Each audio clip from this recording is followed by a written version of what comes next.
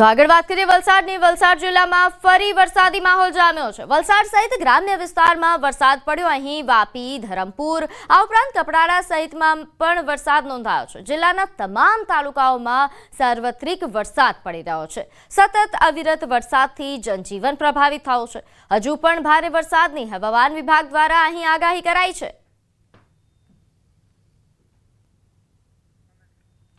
તો જિલ્લાના તમામ તાલુકામાં સાર્વત્રિક વરસાદના સમાચાર છે। વલસાડમાં છેલ્લા ઘણા સમયથી જે વરસાદી માહોલ જામ્યો હતો, થોડા સમયના વિરામ બાદ ફરી વરસાદી માહોલ અહીં જામ્યો છે। ખાસ કરીને જો વાત કરવામાં આવે અહીં ગ્રામ્ય વિસ્તારની સાથે સાથે શહેરી વિસ્તારમાં પણ વરસાદી માહોલ પડ્યો છે।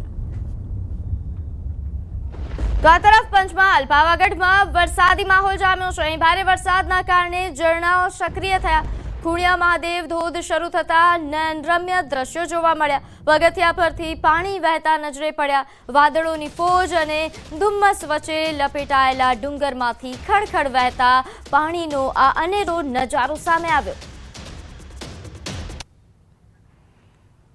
તો પંચમહાલના દ્રશ્યો છે, પાવાગઢના દ્રશ્યો નોંધે છે કે ખૂબ મોટી સંખ્યામાં શ્રદ્ધાળુઓ પાવાગઢ પણ જઈ રહ્યા છે। હાલ પંચમહાલના પાવાગઢમાં વરસાદી માહોલ જામ્યો છે, જેના કારણે અહીં જે ઝરણાઓ છે તે સક્રિય થયા છે। ખાસ કરીને જે આ દ્રશ્યો સામે આવ્યા છે, પાવાગઢ પર ચડતા શ્રદ્ધાળુઓએ આ વિડીયો બનાવ્યો છે, કારણ કે અહીં પગથિયા પરથી જે રીતે પાણી વહેતા થયા છે।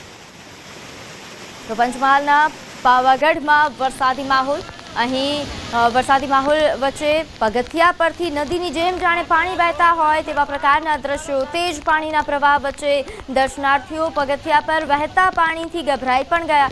નાના બાળકો સાથે મહિલાઓ તેજ ગતિના પાણીના પ્રવાહથી બચવા રેલિંગનો સહારો લેતા જોવા મળી।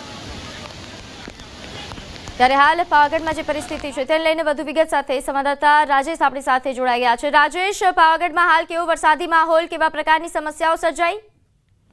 તો પંચમહાલ જિલ્લામાં આવેલું યાત્રાધામ પાવાગઢ ખાતે હાલ જે વરસાદી માહોલ છે તે વરસાદે થોડો વિરામ લીધો છે, જેને લઈને જે દર્શનાર્થીઓ છે તેઓ રાહતનો શ્વાસ લીધો છે। પરંતુ જે પ્રકારે ગઈકાલથી જે વરસાદી માહોલ જામ્યો હતો, જેને લઈને આજે વહેલી સવાર સુધી ડુંગર ઉપરના જે પાણી હતા તે પગથિયા પરથી વહેતા હતા। વેગીલા પ્રવાહ સાથે વહેતા પાણીમાંથી ભક્તો પસાર થતા હોય એ પ્રકારના જે વિડીયો છે એ સામે આવ્યા છે। સાથે સાથે જે ભક્તો છે તેઓ અડગ માતાજી પ્રત્યેની અડગ શ્રદ્ધા સાથે જ રેલિંગ પકડીને નીચે ઉતરતા પણ જોવા મળે છે। તેથી ખાસ મહત્વની બાબત એ છે કે આ દિવસ સુધીમાં પાવાગઢમાં આ પ્રકારના વેગીલા પાણીનો પ્રવાહ દર ચોમાસામાં વહેતો હોય છે, પરંતુ એક પણ ભક્તને સામાન્ય ઈજા નથી પહોંચતી કે કોઈ પણ ભક્ત તણાતો નથી કે કોઈ પણ પડતો નથી। એ ખૂબ મહત્વની વાત છે।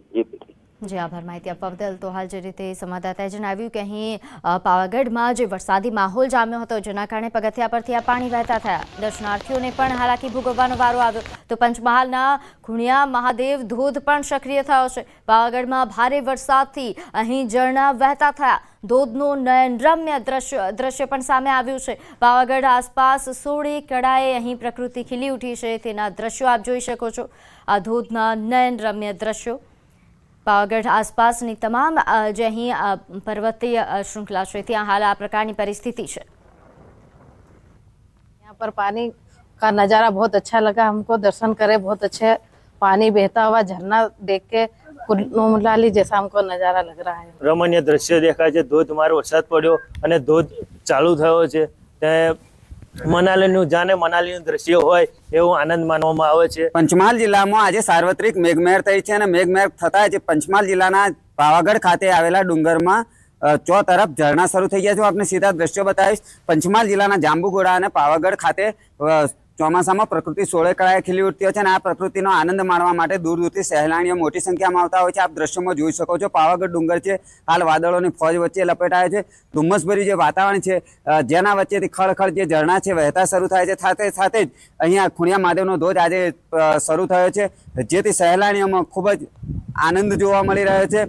આજે માતાજીના દર્શન કરવા માટે જે સહેલાણીઓ આવે છે તેઓએ પગથિયા પરથી વહેતા પાણી સાથે સાથે જ જે આ વહેતા ઝરણા છે તેનો આનંદ માણ્યો હતો અને માતાજીના દર્શન કરી અને ધન્યતા અનુભવી। પાવાગઢમાં આવેલો ખૂણિયા મહાદેવનો ધોધ સાથે સાથે જ પોયલી ધોધ અને જાંબુઘોડાના વિસ્તાર છે તેનો નજારો માણવા માટે દૂર દૂરથી સહેલાણીઓ આવે છે અને સહેલાણીઓ આવી અહીંયા હિલ સ્ટેશન જેવો જે અનુભૂતિ છે તે કરતા જોવા મળતા હોય છે। રાજેશ જોશી, નિજી ગુજરાતી, પાવાગઢ, પંચમહાલ। તો આ તરફ પંચમહાલના મોરવા હડફમાં પણ ભારે વરસાદના પગલે નદી નાળા છલકાયા। અહીં રજાયતાથી વંદેલી ગામને જોડતો આંતરિક માર્ગ બંધ થયો. માર્ગ પર આવેલા કોતરમાંથી પાણી ઓવરફ્લો થઈ કોઝવે અને રસ્તા પર ફરી વળ્યા.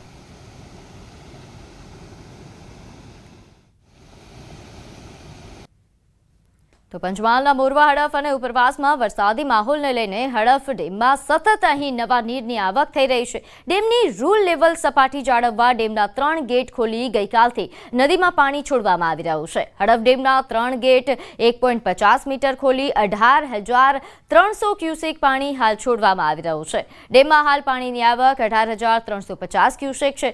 ડેમની હાલની સપાટી 164 મીટર છે અને રૂલ લેવલ સપાટી 166.20 મીટર છે. હડફ ડેમમાંથી પાણી છોડવામાં આવતા હડફ નદી 2 કાંઠે વહેતી થઈ, જેને લઈને કાંઠાના 6 ગામોને સાવધ કરાયા છે. તો પંચમહાલ શહેરમાં ધોધમાર વરસાદ. અહીં શહેરનો હાઈવે પણ બેટમાં ફેરવાયો હોય તેવા પ્રકારના દ્રશ્યો સામે આવ્યા છે. હાલોલ શામળાજી હાઈવે પાણીમાં ગરકાવ થયા. નીચાણવાળા વિસ્તારોમાં અહીં પાણી ભરાયાની સમસ્યાઓ પણ સામે આવી.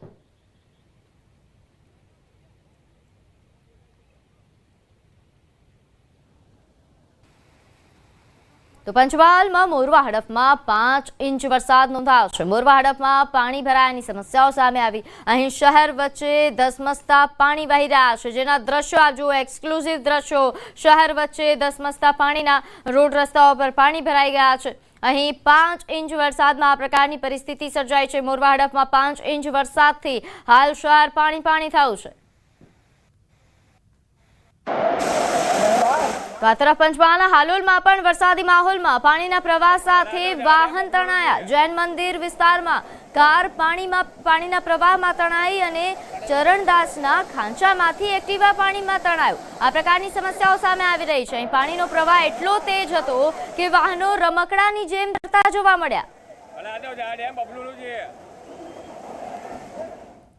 તો હાલોલના દ્રશ્યો, અહીં એક્ટિવા અને કાર તણાયા હોવાની સમસ્યાઓ સામે આવી છે. અહીં જાણે વાહનો રમકડાની જેમ તણાતા હોય તેવા દ્રશ્યો સામે આવી રહ્યા છે.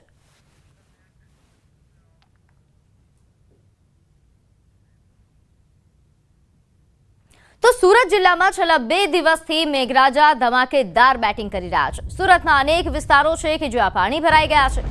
લોકોના ઘરોમાં પણ વરસાદી પાણી ભરી રહ્યા છે. ત્યારે પલસાણામાં આવેલ અનેક સોસાયટીઓમાં પાણી ભરાઈ જવાથી સ્થાનિકોને હાલાકી ભોગવવી પડી. આ તમામ લોકોનું રેસ્ક્યુ કરાયું. અંદાજે 130 લોકોને રેસ્ક્યુ કરી સુરક્ષિત સ્થળે ખસેડવામાં આવ્યા છે.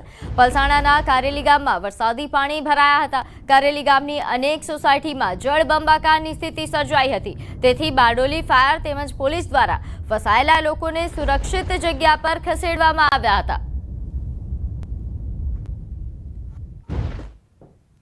રુદ્રાક્ષ રાહી ક્રિષ્નાવેલી સોસાયટીમાં પાણી ભરાયું છે. એમાં લગભગ અંદાજિત 50થી ઉપર જેટલા લોકોને રેસ્ક્યુ માટેની કાર્યવાહી ચાલે છે અને બારડોલીની ફાયરની ટીમ એ હાલ કામગીરી કરી રહી છે. તો સુરતના પલસાણાનું કારેલી ગામ જાણે બેટમાં ફેરવાયું હોય તેવા પ્રકારની પરિસ્થિતિ સર્જાઈ. અહીં રાહી ટાઉનશીપ તેમજ રુદ્રાક્ષ સોસાયટીમાં આ પ્રકારની સમસ્યા સર્જાઈ. તો પલસાણાની વાત કરવામાં આવે, અહીં જે પ્રકારની પરિસ્થિતિ સર્જાઈ છે, લોકોના ઘરોમાં પાણી ઘૂસી આવ્યા છે. જીવન જરૂરિયાત વસ્તુ માટે લોકો જીવના જોખમે બહાર નીકળી રહ્યા છે. વાહનો પણ પાણીમાં બંધ પડતા ભારે હાલાકીનો સામનો કરવો પડી રહ્યો છે. તો પલસાણાનું કારેલી ગામ હાલ બેટમાં ફેરવાયું છે. લોકોના ઘરમાં પાણી ઘૂસી ગયા છે. લોકોને જીવન જરૂરિયાતની વસ્તુઓ માટે જીવના જોખમે બહાર જવું પડે છે. તો આ તરફ સુરતના બાલેશ્વર ગામના દ્રશ્યો જો, અહીં પણ જે પ્રકારે વરસાદ પડ્યો. સુરતના બાલેશ્વર ગામેથી પસાર થતી 32 ગંગા ખાડી બની તોફાની. અહીં બાલેશ્વર ગામ બેટમાં ફેરવાયું છે. બાલેશ્વરનું તાકી ફળ્યું અને ખાડી પાર ફળ્યું તેમજ લીમડા ફળિયામાં ખાડીના પાણી ભરાઈ ગયા છે. બલેશ્વરની રાજહંસ ટેક્સપા અને ગુજરાત ઇકો પાર્કમાં 32 ગંગા નદીના પાણી ભરાઈ ગયા. રાજહંસ ટેક્સપા અને ગુજરાત ઇકો પાર્કના આકાશી દ્રશ્યો પણ સામે આવ્યા છે. 100 થી વધુ પરિવારો 32 ગંગાના પાણીને લઈને અસરગ્રસ્ત થયા.